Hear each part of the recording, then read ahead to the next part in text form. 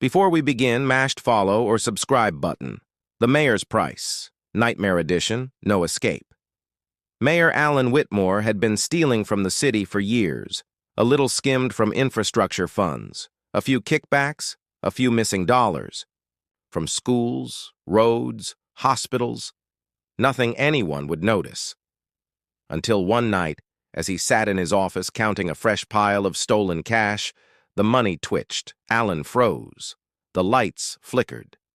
The air grew thick, pressing against his lungs like wet cement. The scent of rotting paper filled the room, and then, from behind him, a voice whispered, "How much do you think you're worth?" Alan whirled around. His office door stood wide open, but the hallway beyond was wrong. The walls pulsed, swelling in and out, like lungs taking shallow breaths. The carpet looked soaked, darkened, alive, and then something stepped inside. A figure in tattered rags, its body twitching unnaturally, like something half-formed, still deciding on its shape. The fabric clung to its body in strange places, stretching, shifting, as though something underneath was moving. Alan's voice caught in his throat. Who are you?" The figure tilted its head. A sound crawled up its throat like paper tearing. Then it took another step. The carpet squished beneath its weight. Alan saw the outline of a face pressing against the folds of its hood, a face screaming from beneath the fabric. "The city always collects its debts," it rasped. "And you owe everything." Alan ran, or tried to. His feet didn't move. He looked down. His legs were gone. No, not gone. Flattened. His pants hung loose over a pair of crumpled dollar bills. His feet fused into stacks of crisp, inky paper, veins replaced with thin, black lines. The money on his desk shifted, slithering like insects. It wasn't paper anymore. It was skin. Pale, stretched, too thin faces, pressed together in a writhing mass, their mouths opening and closing in silent screams. Their eyelids were stitched shut with ink, their lips curling, stretching. Alan screamed, but his own voice sounded wrong. Thin, papery. He touched his throat and felt creases. His fingers were dry, cracking. The bones inside were turning hollow.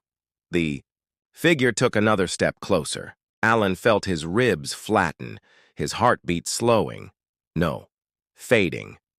His insides crumpled into stiff parchment, his skin peeling in brittle curls. The thing in rags loomed over him, its head twitching, splitting open like a torn envelope. A dozen eyes blinked from within its throat, each one rolling independently, tracking his dying human form. "Do you hear them?" the thing crooned. "The ones before you?" Alan could. The whispers.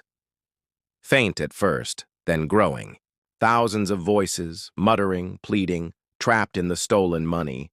They had all been like him once, thieves, liars, mayors. His lungs collapsed into hollow bills, his vision narrowing, shrinking, his world curling inward as his body turned into currency, imprinted with a final silent scream. Then, blackness.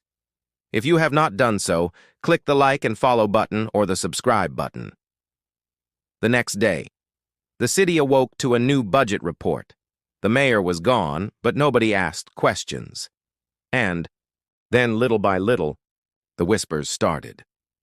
A man reached into his wallet and pulled out a $100 bill and felt something watching him. A woman at the grocery store handed cash to the clerk, only to feel it squirm in her palm before going still. A child held a crisp, fresh banknote and asked innocently, "Mommy, why is the man on the money crying?" The town kept spending, but the more they did, the more those screaming faces appeared.